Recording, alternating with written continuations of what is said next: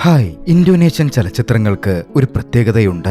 ആത്മാവിനെ തൊടുന്ന, മനസ്സിനെ തൊടുന്ന, സ്നേഹസമ്പന്നമായ നല്ല മനുഷ്യരുടെ ചലച്ചിത്രങ്ങളാണ് പലപ്പോഴും അവിടെ പുറത്തിറങ്ങാറുള്ളത്. അത്തരത്തിൽ ഒരു മികച്ച ചലച്ചിത്രമാണ് സിൻഡ ദാലം മിഹ്ലാസ് അഥവാ പ്യുവർ ലവ് എന്ന പേരിൽ പുറത്തിറങ്ങിയ മനോഹരമായൊരു ചലച്ചിത്രം. ആ സിനിമയുടെ വിശദമായ കഥ നമുക്കൊന്ന് കേട്ടുനോക്കിയാലോ? ഇതെന്റെ കഥയാണ്. എന്റെ പേര് ബിൻതാങ് അത്തരിസേന. എല്ലാവരും അത്തറെന്നാണ് എന്നെ വിളിക്കാറുള്ളത്. എല്ലാവരുടെയും ജീവിതത്തിൽ ഒരുപാട് നഷ്ടങ്ങളൊക്കെ ഉണ്ടാവുമല്ലോ. എന്റെ ജീവിതത്തിലും അത്തരത്തിൽ നഷ്ടങ്ങൾ ഒരുപാടുണ്ടായിട്ടുണ്ട്. എല്ലാ മനുഷ്യരുടെ മനസ്സിലും മറക്കാൻ ഏറെ ബുദ്ധിമുട്ടുള്ള കുറച്ച് ഓർമ്മകളുണ്ടാകും. അത്തരത്തിൽ എന്റെ ഉള്ളിലുമുണ്ട്. എന്റെ കുടുംബവും ഞാനും ഒരുപാട് നഷ്ടങ്ങൾ നേരിട്ടിരുന്നു. വളരെ ചെറുപ്പത്തിലെ എന്റെ വാപ്പ മരണപ്പെട്ടു. എന്റെ സഹോദരിയായിരുന്ന റാണി അവൾ ഉമ്മയെ സഹായിക്കുകയും കുടുംബത്തിനു വേണ്ടി കഷ്ടപ്പെടുകയും ചെയ്തു. കുടുംബത്തെ സപ്പോർട്ട് ചെയ്യാൻ വളരെ ചെറുപ്രായത്തിലെ അവൾ വിവാഹിതയായി. പിന്നീട് അവളെയും ഈ ലോകം ഞങ്ങളിൽ നിന്നകറ്റി. ജനിക്കാനിരുന്ന 2 കുഞ്ഞുങ്ങളോടെ അവൾ ഈ ലോകത്തോട് വിട പറഞ്ഞു. ഞാനേറെ തകർന്നു പോയൊരു കാലമായിരുന്നു അത്. അവളും ഞാനും പഠിച്ചിരുന്നത് ഒരേ സ്കൂളിലായിരുന്നു. ആ സ്കൂളിലേക്ക് പിന്നീട് പഠിക്കാൻ പോകുവാൻ എനിക്ക് തീരെ മനസ്സുണ്ടായിരുന്നില്ല. പക്ഷേ നഗരത്തിലെ ഏറ്റവും മികച്ച വിദ്യാലയങ്ങളിൽ ഒന്നായിരുന്നു അത്. ഭാവി നന്നാവണമെങ്കിൽ അവിടെ പോയി പഠിക്കണം, നല്ല രീതിയിൽ പഠിച്ചിട്ട് വാ എന്ന് പറഞ്ഞ് ഉമ്മ എന്നെ ആ വിദ്യാലയത്തിലേക്ക് യാത്രയാക്കി. പോകുമ്പോൾ ഉമ്മ പറഞ്ഞതൊന്നു മാത്രമായിരുന്നു: നീ ദൈവത്തിന്റെ മികച്ച അത്ലറ്റുകളിൽ ഒരാളായി മാറണം എന്നു മാത്രമാണ് എന്റെ ആഗ്രഹം. സ്കൂളിൽ യൂണിഫോം വളരെയധികം നിർബന്ധമായിരുന്നു. പക്ഷേ എനിക്കെന്തോ യൂണിഫോമാലിറ്റി പാലിക്കാൻ പോലും തോന്നിയിരുന്നില്ല. ഞാൻ മുടി നീട്ടി വളർത്തിയിരുന്നു, തൊപ്പി വെച്ചിരുന്നു, യൂണിഫോമിന് മേൽ എപ്പോഴും ജാക്കറ്റ് പോലും ധരിച്ചിരുന്നു. പക്ഷേ സ്കൂളിലേക്കെത്തിയ ആ ദിവസം, അന്നായിരുന്നു അസംബ്ലി ലൈനിൽ നിൽക്കുമ്പോൾ ഞാൻ അവളെ ആദ്യമായി കണ്ടത്. ഒരു 3 സെക്കൻഡ് നേരത്തെ നോട്ടം, എന്തോ ഒരു ആകർഷണം എനിക്ക് അവളിൽ തോന്നി. അതായിരുന്നു ഞങ്ങളുടെ കഥയുടെ ആരംഭവും. യാദൃച്ഛികമെന്ന് പറയട്ടെ, അവളും എന്റെ അതേ ക്ലാസ്സിലായിരുന്നു. അധ്യാപികയെത്തി ഹാജർ വിളിക്കുമ്പോഴാണ് അവളുടെ പേര് ഞാൻ ആദ്യമായി കേൾക്കുന്നത്. അറോറ സിൻഡ പൂർണമ.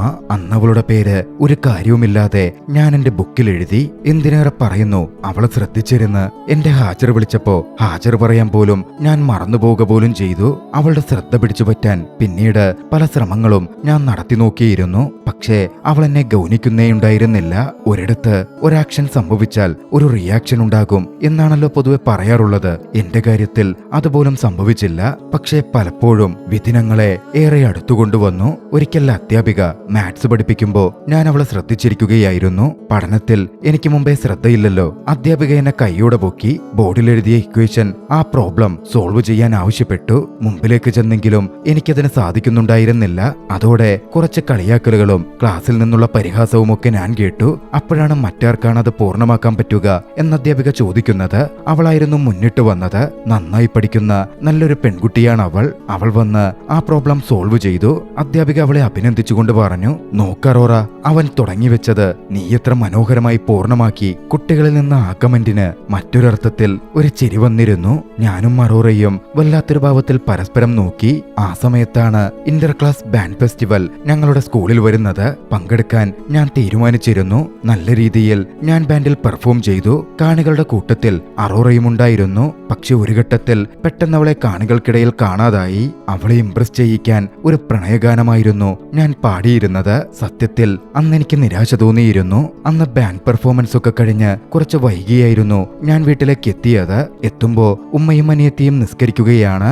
ഉമ്മ അന്ന് എന്നോട് സംസാരിച്ചു: നീ ഇപ്പൊ വീട്ടിലേക്ക് വന്നേ ഉള്ളൂ. അതെ ഉമ്മ, വേഗം പോയി കുളിച്ചിട്ട് വാ. ഭക്ഷണം ഞാൻ എടുത്തു വെച്ചിട്ടുണ്ട്. പിന്നെ നിനക്ക് ബാൻഡിൽ ചേരാം. വീട്ടിൽ വേണമെങ്കിൽ വൈകിയും വരാം. പക്ഷേ ഞാൻ നിന്നോട് ആവശ്യപ്പെടുന്ന ഒന്നേ ഉള്ളൂ: കൃത്യസമയത്ത് നീ നമസ്കരിക്കണം, പ്രാർത്ഥിക്കണം. അപ്പൊ എനിക്കൊരു ഗേൾഫ്രണ്ടും ആവാമോ? എന്തുകൊണ്ടോ പെട്ടെന്ന് എന്റെ വായിൽ വന്ന ചോദ്യം അതായിരുന്നു. എന്താ, അങ്ങനെ ആരെങ്കിലും നിനക്കുണ്ടോ? ആ, അങ്ങനെ ഒരാളുണ്ട്. അതെനിക്കൊക്കെ ഇതിന് മാത്രം വയസ്സൊന്നുമില്ലല്ലോ എന്നാ ഈ അനിയത്തിയുടെ കമന്റ്. അത് പിന്നെ ശരിക്കും ഒരാളോട് പ്രണയം തോന്നിയ എന്താ ചെയ്യണ്ടേ? ഞാൻ ഉമ്മയോട് തന്നെ ചോദിച്ചു. അങ്ങനാണെങ്കിൽ നീ ദൈവത്തോട് തന്നെ അതിനെപ്പറ്റി ചോദിക്കണം. അദ്ദേഹത്തോട് തന്നെ പ്രാർത്ഥനയിലൂടെ അതിനു വേണ്ട വഴി ചോദിക്കണം. എങ്ങനാ പ്രാർത്ഥിക്കേണ്ടതെന്നറിയാമോ? പ്രിയപ്പെട്ട ദൈവം ദൈവമേ, എന്റെ മനസ്സിൽ ഇപ്പോൾ തോന്നിയിരിക്കുന്ന ഈ സ്നേഹമുണ്ടല്ലോ, ഇത് നീ എനിക്ക് വഴികാട്ടുന്നതാണെങ്കിൽ നേരായ വഴിയിലേക്ക് തന്നെ എന്നെ നീ നയിക്കണമേ. അവളെ സ്നേഹിക്കാൻ വേണ്ടുന്ന കാര്യങ്ങൾ എനിക്ക് എളുപ്പമാക്കി തരണേ. ഉമ്മ, ഇതെന്തൊരു സീരിയസാ? പിന്നെ സ്നേഹമെന്നും പ്രണയമെന്നും പറഞ്ഞ കുട്ടിക്കളിയാണെന്നാണോ നീ വിചാരിച്ചേ? ഇത് സീരിയസ് ആയ കാര്യം തന്നെയാ. എനിക്ക് മനസ്സിലാവുന്നില്ല. നിനക്ക് മനസ്സിലാവാത്തതല്ല, മനസ്സിലാക്കണ്ട എന്ന് നീ അങ്ങ് തീരുമാനിച്ചിട്ടാ. പോയി കുളിച്ച് പ്രാർത്ഥിക്കടാ. എന്തായാലും ഉമ്മ പറഞ്ഞ കാര്യങ്ങൾ ഞാൻ അതുപോലെ തന്നെ ചെയ്തു. അടുത്ത ദിവസം സ്കൂളിൽ പ്രയർ റൂമിൽ പോയിരിക്കുകയായിരുന്നു ഞാൻ. കൂട്ടുകാരൻ മമ്മദാണ് കുട്ടികളുടെ ഷൂസുകളൊക്കെ അടുക്കിയെടുത്ത് വെച്ചിരുന്നത്. എന്റെ ഷൂസ് എടുക്കുന്ന സമയത്ത് അതിന്റെ ദുർഗന്ധം കാരണം അവനത് വിളിച്ചു പറയാൻ തുടങ്ങി. അവനെ തടയാൻ വേണ്ടി ഞാൻ അങ്ങോട്ടേക്ക് ഓടിച്ചെന്നു. ആ സമയമായിരുന്നു പ്രയർ ഹാളിന്റെ മറുവശത്ത് അറോറ വന്ന് നിൽക്കുന്നത് ഞാൻ കണ്ടത്. അവളുടെ സൗന്ദര്യം ഞാൻ നോക്കി നിന്നുപോയി. മമത് അത് കണ്ടിരുന്നു. ഞാൻ അങ്ങനെ സ്തബ്ധനായി നിൽക്കുമ്പോ മമത് അതിൽ ഇടപെട്ടു. അവളിങ്ങനെ നോക്കി നിൽക്കലടാ എന്ന് പറഞ്ഞ് എന്നെ അതിൽ നിന്നും മാറ്റി. പിന്നാലെ അവൻ എന്നോട് സംസാരിച്ചു. നിനക്ക് അറയെ ഇഷ്ടമാണല്ലേ? എനിക്കൊന്നും പറയാൻ പറ്റുന്നുണ്ടായിരുന്നില്ല. എന്റെ മൗനത്തിൽ നിന്ന് തന്നെ അവന് കാര്യം മനസ്സിലായി കാണണം. അവൻ പറഞ്ഞു, നിന്നെപ്പോലെ അലമ്പനായി നടക്കുന്ന ഒരുത്തനെയൊന്നും അവൾക്ക് തീരെ ഇഷ്ടപ്പെടേയില്ല. ആദ്യം നീ സ്വയം മെച്ചപ്പെടാൻ നോക്ക്. എന്താ മമത നീ ഉദ്ദേശിക്കുന്നേ? ആലോചിക്കടാ എന്ന് പറഞ്ഞ മമത അവിടെ നിന്ന് പോവാൻ തുടങ്ങി. ഞാൻ വിളിച്ചു ചോദിച്ചു, ഞാൻ അങ്ങനെ ചെയ്ത അവൾ എന്നെ ഇഷ്ടപ്പെടുമോ? പക്ഷേ കാര്യങ്ങൾ കൈവിട്ടു പോയത് അന്ന് കുറച്ചു കഴിഞ്ഞിട്ടായിരുന്നു. ഇടവേളയിൽ ഞാനും കൂട്ടുകാരും ഇരുന്ന് ചീട്ട് കളിച്ചു. ക്ലാസ് തുടങ്ങിയതും അറിഞ്ഞില്ല. അധ്യാപകനെത്തി ഞങ്ങളെ കൈയോടെ പൊക്കി. അതിന്റെ പേരിൽ സ്കൂളിലെ കുട്ടികളുടെയൊക്കെ മുമ്പിൽ വെച്ച് ഞങ്ങൾക്ക് ശിക്ഷയും കിട്ടി. അധ്യാപകൻ, നീ എന്താ മുടി വെട്ടാത്തത് എന്ന് ചോദിച്ച് എന്റെ മുടിയും മുറിച്ചിട്ടു. സ്കൂള് കഴിയുന്നവരെ ആ വെയിലത്ത് ആ ഗ്രൗണ്ടിൽ ഞങ്ങൾക്ക് നിൽക്കണമായിരുന്നു. എന്റെ ഏറ്റവും വലിയ സങ്കടം അറോറയും എന്നെ ആ അവസ്ഥയിൽ കാണുന്നുണ്ടല്ലോ എന്നതായിരുന്നു. എല്ലാവരും പിരിഞ്ഞുപോയപ്പോഴും മമത വന്ന് എനിക്ക് ഒരു കുപ്പി വെള്ളം തന്നു. സ്കൂളിലെ വിവരം ഉമ്മ അറിഞ്ഞിരുന്നു. വീട്ടിലെത്തിയപാടെ ഉമ്മയോട് ക്ഷമ ചോദിക്കാനാണ് എനിക്ക് തോന്നിയത്. ഞാൻ ഉമ്മയുടെ അടുത്ത് ചെന്ന് ക്ഷമ പറഞ്ഞു. ഉമ്മ എന്നോട് ദേഷ്യപ്പെട്ടില്ല, പകരം സ്നേഹത്തോടെയായിരുന്നു മറുപടി പറഞ്ഞത്. നിന്റെ അവസ്ഥയിൽ നിനക്ക് ദുഃഖമുണ്ടായിരിക്കും. പക്ഷേ ഒരു കാര്യം നീ ഓർക്കണം, നിന്റെ വാപ്പയെയോ അല്ലെങ്കിൽ നിന്റെ സഹോദരി റാണിയെയോ അപമാനിക്കുന്ന, അവരെ കുറ്റപ്പെടുത്തുന്ന തരത്തിൽ നീ ഒരിക്കലും നടന്നേക്കരുത്. ദൈവം വളരെയധികം ദയാലുവാണ്. എടുത്തു പറയുകയാണെങ്കിൽ ഒരുപാട് കരുണാമയനാണ്. പക്ഷേ നമ്മളാണ് ആ ദൈവത്തിന്റെ കരുണയെയോ സഹായങ്ങളെയോ ഒന്നും കാണാതെ എല്ലാം അവഗണിച്ച് താൻ തോന്നികളായി നടക്കുന്നത്. എപ്പോഴും എല്ലാം ഓർമ്മയിലുണ്ടാകണം. ഉമ്മയോട് എനിക്കൊന്നും പറയാനുണ്ടായിരുന്നില്ല. ഞാൻ അന്ന് അവിടുത്തെ കസേരയിൽ വന്നിരുന്നു. പക്ഷേ മനസ്സിൽ ചിലതൊക്കെ തീരുമാനിച്ചിരുന്നു. നിങ്ങൾക്കറിയാമോ, ലോകത്തിലെ ഏറ്റവും ശക്തമായ സംഗതി പ്രണയമാണെന്ന്. അതേ പ്രണയമായിരുന്നു മാറ്റത്തിലേക്കുള്ള എന്റെ ധൈര്യമായി മാറിയതും. എന്റെ അമ്മയോടുള്ള സ്നേഹം, ഞാൻ പ്രണയിക്കുന്ന പെൺകുട്ടി, എല്ലാം എന്നിൽ മാറ്റങ്ങളുടെ ആരംഭം കുറിച്ചു. അടുത്ത ദിവസം എന്റെ അടുത്ത കൂട്ടുകാരൻ മമതിന്റെ അടുത്തേക്ക് ഞാൻ ചെന്നു. അറയെ സ്വന്തമാക്കണമെങ്കിൽ, എന്നെ തന്നെ ഇംപ്രൂവ് ചെയ്യണമെങ്കിൽ ഞാൻ എന്താണ് ചെയ്യേണ്ടത് എന്ന് അവനോട് ചോദിച്ചു. ആദ്യം അവനത് തമാശയായിട്ടാണ് എടുത്തതെങ്കിലും പിന്നാലെ അവനതെനിക്ക് പറഞ്ഞു തന്നു. ഞാൻ പ്രവർത്തിക്കേണ്ടത് ഹിജറയാണ്, അതായത് ആത്മീയതയിലൂടെ പാപമോചനം തേടിയുള്ള യാത്ര. അതെങ്ങനെയെന്ന് പോലും എനിക്കറിവുണ്ടായിരുന്നില്ല.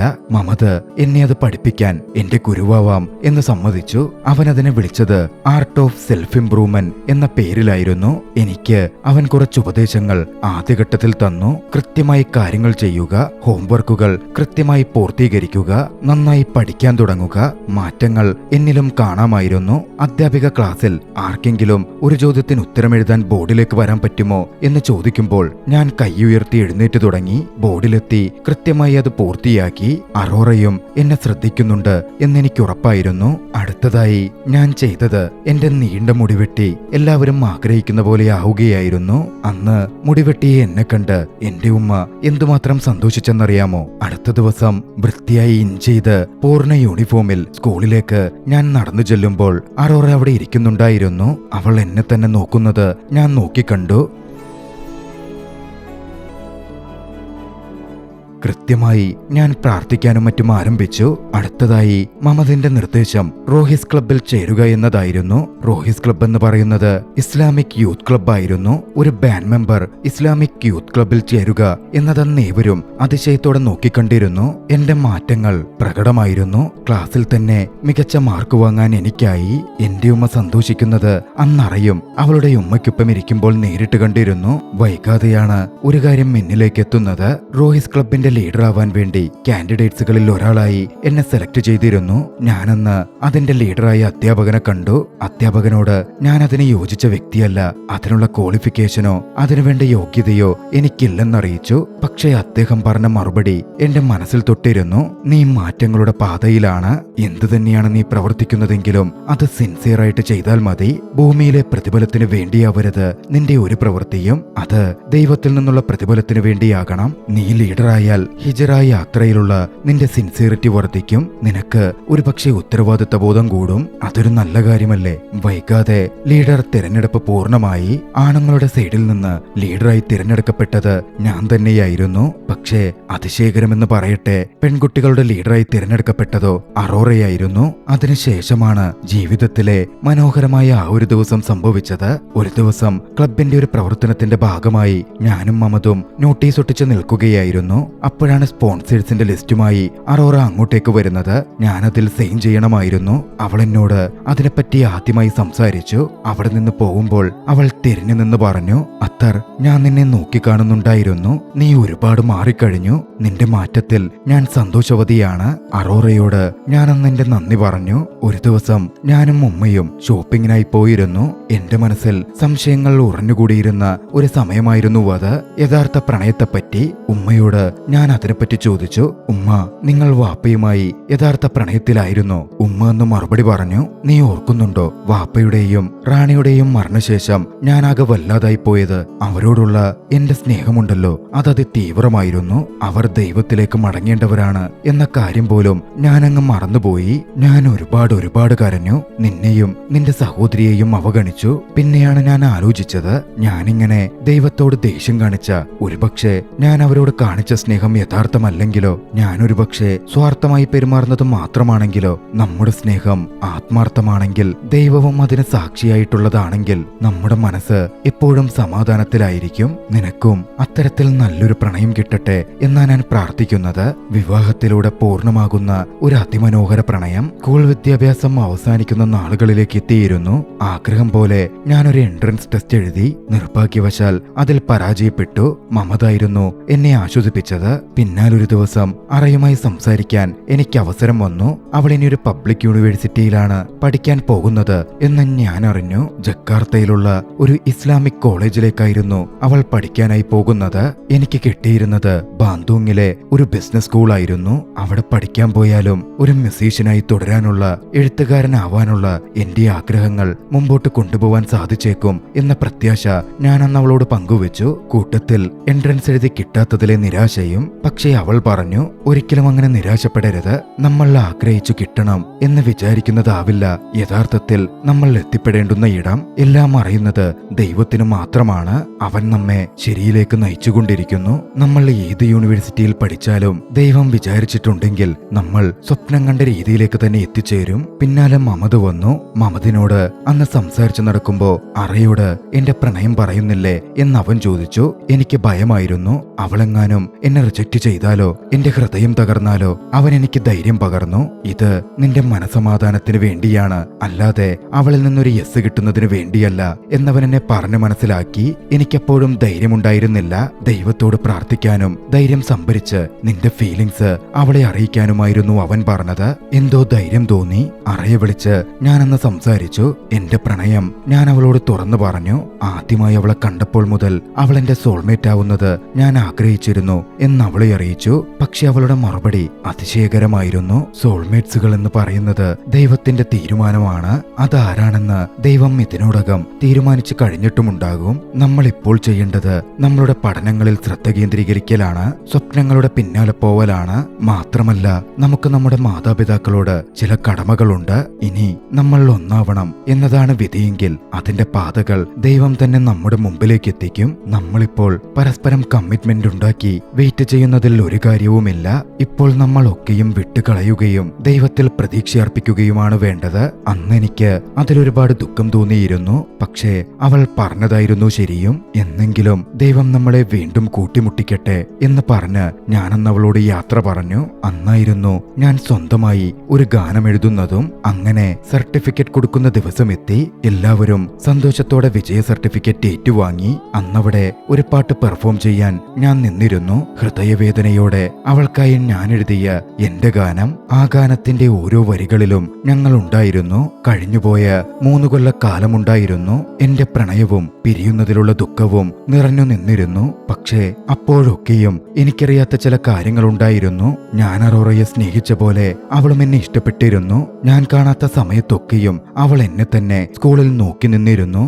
എന്തിനേറെ പറയുന്നു, സ്കൂളിൽ ഞാൻ ശിക്ഷിക്കപ്പെട്ട ആ ദിവസം മമത എനിക്ക് വെള്ളം കൊണ്ട് തന്നല്ലോ. അന്ന് എന്റെ അവസ്ഥ കണ്ട് അതവന്റെ കയ്യിൽ കൊടുത്തുവിട്ടതുപോലും അവൾ മാത്രമായിരുന്നു. ഹൃദയവേദനയോടെ ഞാൻ അന്ന് ആ ഗാനം പാടുമ്പോൾ അവൾ വേദിയിൽ നിന്ന് എഴുന്നേറ്റ് പോയി കരയുകയായിരുന്നു. അപ്പോഴൊന്നും ഞാനത് മനസ്സിലാക്കിയതേയില്ല.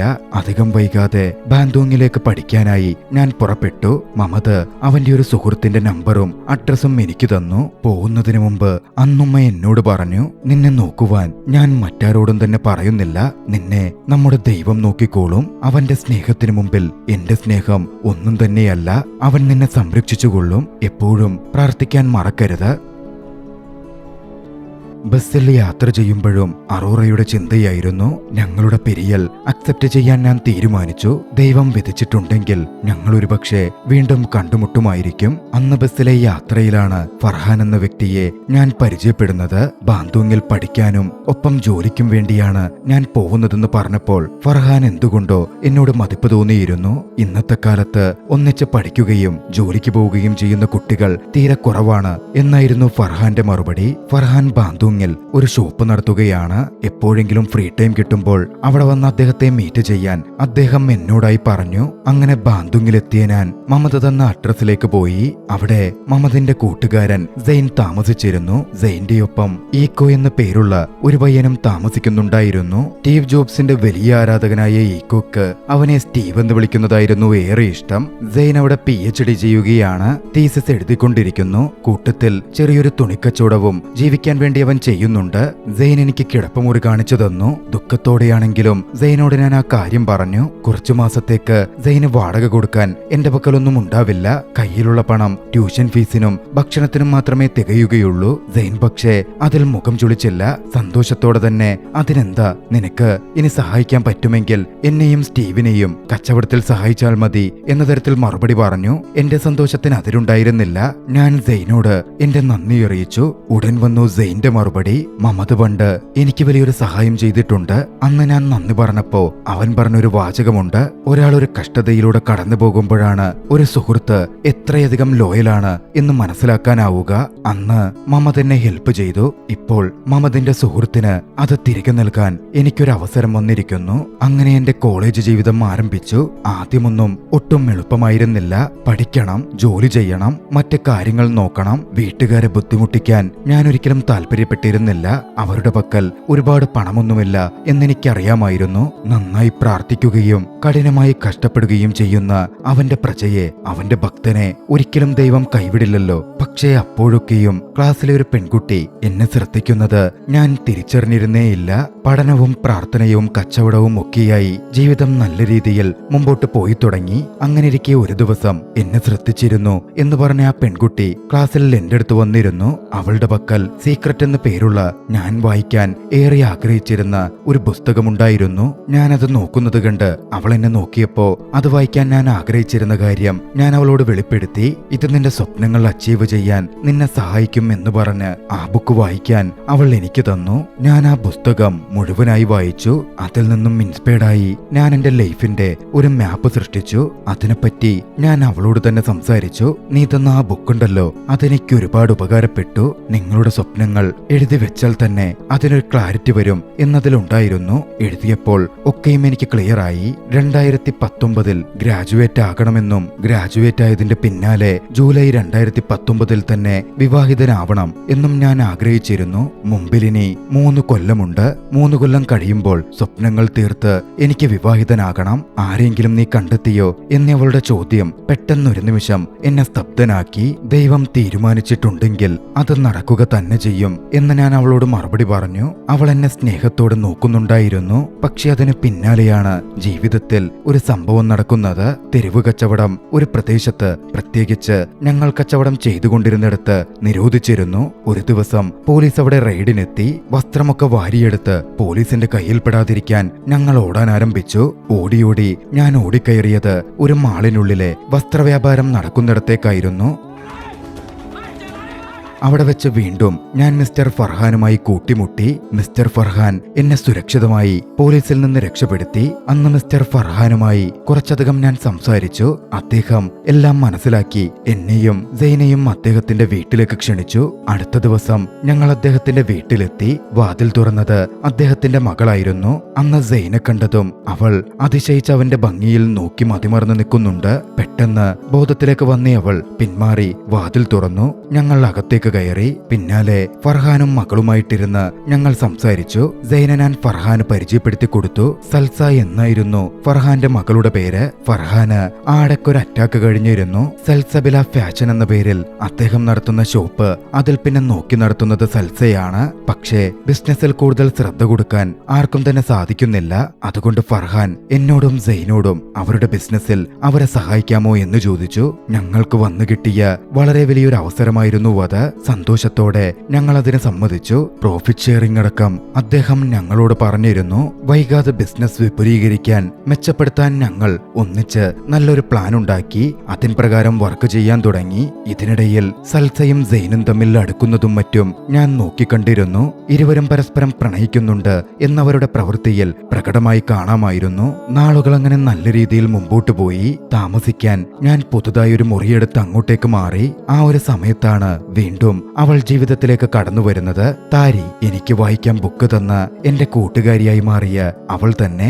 അവൾ അന്ന് എന്നോട് ഉച്ച കഴിഞ്ഞ് ഫ്രീ ആണെങ്കിൽ എന്റെ കൂടെ വരാമോ എന്ന് ചോദിച്ചു. ഞാൻ അവളുടെ കൂടെ പോയി. അവൾ എന്നെ കൂട്ടിക്കൊണ്ടുപോയത് അവിടുള്ള ഒരു ലൈബ്രറിയിലേക്കായിരുന്നു. അന്ന് ആ ലൈബ്രറിയിൽ നടക്കുമ്പോൾ അവൾ എന്നോട് ചോദിച്ചു, 2 കൊല്ലം മുമ്പ് നമ്മൾ സംസാരിച്ചത് നിനക്ക് ഓർമ്മയുണ്ടോ? ഗ്രാജുവേഷൻ കഴിഞ്ഞ് നീ വിവാഹിതനാകണം എന്ന് പറഞ്ഞ കാര്യം ഓർമ്മയുണ്ട്. ഞാൻ മറുപടി കൊടുത്തു. എനിക്ക് നിന്നോട് ഒരു കാര്യം പറയാനുണ്ട്, നീ ഇത് വായിച്ചു നോക്കണം. അത് പറഞ്ഞ് അവൾ ഒരു ബുക്ക് എന്റെ കയ്യിൽ തന്നു. പിന്നാലെ പെട്ടെന്ന് യാത്ര പറഞ്ഞ് അവൾ അവിടെ നിന്ന് പോയി. ഞാൻ അവിടെ നിന്ന് പുറത്തേക്ക് വരുമ്പോൾ ആ ബുക്ക് എന്റെ കയ്യിലുണ്ടായിരുന്നു. അതിൽ നിന്നും ഒരു കത്ത് താഴെ വീണു. പിന്നാലെ ആ കത്തെടുത്ത് ഞാൻ വായിച്ചു. അഭിസംബോധനയോടെ അവൾ എഴുതിയിരിക്കുന്നു, അത്തർ, നീ നിന്റെ സോൾമേറ്റിനെ ഇതുവരെ കണ്ടെത്തിയോ എന്നെനിക്കറിയില്ല. എന്നോടൊപ്പം നിനക്കൊരു തഹറൂഫ് ചെയ്യാൻ പറ്റുമോ? തഹറൂഫ് എന്ന് പറയുന്നത് ഇന്തോനേഷ്യയിൽ ഇസ്ലാമികമായ രീതിയിൽ ഡേറ്റ് ചെയ്യുന്നതിനെയാണ്. നിനക്കതിന് സമ്മതമാണെങ്കിൽ തഹറൂഫിനായി നമുക്ക് ഒരു മധ്യസ്ഥനെ കണ്ടെത്താം. ഞാനാകെ കൺഫ്യൂസ്ഡ് ആയിരുന്നു. ഞാൻ ആ കാര്യം സൈനോട് ഡിസ്കസ് ചെയ്തു. സൈൻ സന്തോഷത്തിൽ അതാരാണെന്ന് ചോദിച്ചു. ഞാൻ പറഞ്ഞു, എനിക്കത് ഉറപ്പിക്കാറായിട്ടില്ല, ഞാൻ കൺഫ്യൂസ്ഡ് ആണ്. എന്റെ മാരേജ് ഗോൾ അടുത്തടുത്ത് വരുന്നു. എന്റെ ഹൃദയത്തിൽ ഒരാളുണ്ട്. അദ്ദേഹത്തെ കണ്ടെത്താൻ പറ്റുമോ എന്നാണ് ഞാൻ ശ്രമിച്ചുകൊണ്ടിരിക്കുന്നത്. ഒരാൾ ഒരു തഹറൂഫിന് ആവശ്യപ്പെട്ടാൽ അതിന് നോ പറയുന്നത് മോശമായ കാര്യമാണോ? നോ പറയുന്നതൊരു മോശം കാര്യമല്ല. പക്ഷേ അതിന് തിരക്ക് കൂട്ടരുത്. വേണമെങ്കിൽ അതിലൊരു ശ്രമം നടത്തി നോക്കാം. മനുഷ്യനാണല്ലോ, മനസ്സ് മാറാൻ സാധ്യതയുണ്ട്. നിനക്ക് കൂടുതൽ അറിയണമെങ്കിൽ തഹറൂഫിനെ പറ്റി ഒരു സ്റ്റഡി സെഷൻ വരുന്നുണ്ട്. അവിടെ പോയി പണ്ഡിതന്മാരോട് ആരോടെങ്കിലും സംസാരിച്ചാൽ മതിയാകും. അതിൽ പങ്കെടുത്താൽ നിനക്കൊരു പക്ഷേ വേണ്ട ഉചിതമായ ഒരു ഉത്തരം കിട്ടിയേക്കും. അങ്ങനെ സൈൻ പറഞ്ഞിട്ടായിരുന്നു തഹറൂഫിനെ പറ്റിയുള്ള ആ പ്രോഗ്രാമിൽ പങ്കെടുക്കാൻ ഞാൻ പോകുന്നത്. അന്നവിടുത്തെ പണ്ഡിതൻ പറയുന്നുണ്ടായിരുന്നു, ഒരാൾ പ്രണയത്തിലായാൽ അതവനെ അവന്റെ ജോലിയിൽ നിന്നും പ്രാർത്ഥനയിൽ നിന്നുമൊക്കെ ഡിസ്ട്രാക്ട് ചെയ്യുന്നുണ്ടെങ്കിൽ ഒരിക്കലും അതൊരു യഥാർത്ഥ പ്രണയമല്ല, മറിച്ച് അതൊരു കാമചിന്ത മാത്രമാണ്. അന്നത്തെ ക്ലാസ് മുഴുവൻ ഞാൻ ശ്രദ്ധയോടെ കേട്ടു. ക്ലാസ് കഴിഞ്ഞപ്പോ ചോദ്യോത്തര വേളയുണ്ടായിരുന്നു. ചോദ്യോത്തര വേളയിൽ ആദ്യമായി ചോദ്യം ചോദിച്ചത് അറോറ എന്ന പെൺകുട്ടിയാണ്. ആ ശബ്ദം കേട്ടതും ഞാൻ തിരിഞ്ഞു നോക്കി. അതവളായിരുന്നു. അറോറ. സ്കൂൾ കാലഘട്ടത്തിലെ എന്റെ പ്രണയം. അവൾ ഉസ്താദിനോട് ചോദ്യം ചോദിക്കുകയാണ്, ഉസ്താദെ, എന്റെ പാരന്റ്സ് എനിക്ക് വേണ്ടി ഒരു വിവാഹാലോചന കൊണ്ടുവന്നിട്ടുണ്ട്. പക്ഷേ ഉള്ളിന്റെ ഉള്ളിൽ അതിലേക്ക് പോകുവാൻ എന്തോ എന്നെ തടഞ്ഞുകൊണ്ടിരിക്കുന്നു. ഞാൻ എന്താണ് ചെയ്യേണ്ടത് ദൈവത്തോടുള്ള പ്രാർത്ഥനയാണ്. ശരിയായ ആളെ നമുക്ക് നൽകാൻ വേണ്ടി ദൈവത്തോട് പ്രാർത്ഥിക്കുക. അറോറയെ കണ്ടെങ്കിലും ആ ചോദ്യം എന്റെ ഉള്ളിൽ ആശങ്കകൾ ഉണർത്തിയിരുന്നു. അന്ന് അവിടുന്ന് പുറത്തേക്ക് വന്നപ്പോൾ അറോറയെ കണ്ട് സംസാരിക്കാൻ ഞാൻ ഓടിച്ചെന്നു. പക്ഷേ അപ്പോഴേക്കും അവൾ വാഹനത്തിൽ കയറിപ്പോയിരുന്നു. അവളോട് വീണ്ടും സംസാരിക്കാൻ എനിക്ക് സാധിച്ചതേയില്ല. ഓർമ്മയില്ല. അന്നത്തെ ആ ക്ലാസ്സിന് ശേഷം ഞാൻ താരിയെ കണ്ടു. അവളോട് മനസ്സ് തുറന്ന സത്യങ്ങൾ പറയാൻ തീരുമാനിച്ചു. താരി, ആദ്യമായി എനിക്കൊരു താറൂഫ് ഓഫർ ചെയ്തത് നീയാണ്. നീയൊരു നല്ല പെൺകുട്ടിയാണ്. എനിക്ക് കുറെ കൺഫ്യൂഷൻ ഉണ്ടായിരുന്നു. ഉത്തരങ്ങൾക്കായി ഞാൻ താറൂഫിനെ പറ്റി പറയുന്ന ഒരു പഠന ക്ലാസ്സിൽ പോയി. അവിടെ വെച്ച് ഞാൻ ഒരാളെ കണ്ടു. ഇപ്പോഴും എന്റെ ഉള്ളിൽ എനിക്ക് ഒരുപാട് എന്തൊക്കെയോ ആയിത്തീർന്ന ഒരാൾ. എന്നോട് ക്ഷമിക്കണം താരി. നിന്നെ വേദനിപ്പിക്കാൻ വേണ്ടിയിട്ടല്ല. എന്റെ ഹൃദയം തീരുമാനിച്ചത് ഇത് മാത്രമാണ്. എങ്ങനെയെങ്കിലും അവളെ കണ്ടെത്തണമെന്ന്, അവളോട് സംസാരിക്കണമെന്ന്. എന്തുകൊണ്ടാ അവളാ നിന്റെ സോൾമേറ്റ് എന്ന് നീ ചിന്തിക്കാൻ കാരണം? താരി എന്നോട് ചോദിച്ചു. എനിക്കറിവുണ്ടായിരുന്നില്ല. ഞാൻ പറഞ്ഞു, അതും എനിക്കറിയില്ല. അവളെ കണ്ട് സംസാരിച്ചാൽ ഒരുപക്ഷെ അതിന്റെ ഉത്തരവും എനിക്ക് കിട്ടുമായിരിക്കും. അവൾക്ക് നല്ല ഭാവി നേർന്ന് ഞങ്ങൾ അന്ന് പരസ്പരം പിരിഞ്ഞു. അറോറയിലേക്ക് ഇനി എനിക്ക് എത്തിച്ചേരാൻ സാധിക്കുമോ എന്ന ചിന്തകൾ എന്റെ ഉള്ളിൽ നിറഞ്ഞിരുന്നു. കഥയുടെ ആദ്യ ഭാഗം ഇവിടെ അവസാനിക്കുകയാണ്. തുടർന്ന് കാണുവാൻ താല്പര്യമുള്ളവർ ഡിസ്ക്രിപ്ഷനിൽ കൊടുത്തിട്ടുള്ള ലിങ്കിൽ ക്ലിക്ക് ചെയ്യുക. കഴിയുമെങ്കിൽ ചാനൽ സബ്സ്ക്രൈബ് ചെയ്ത് ഞങ്ങളെ സപ്പോർട്ട് ചെയ്യുക. മറ്റൊരു മികച്ച ചലച്ചിത്രവുമായി നമുക്ക് വീണ്ടും കണ്ടുമുട്ടാം. അതുവരെ ബൈ.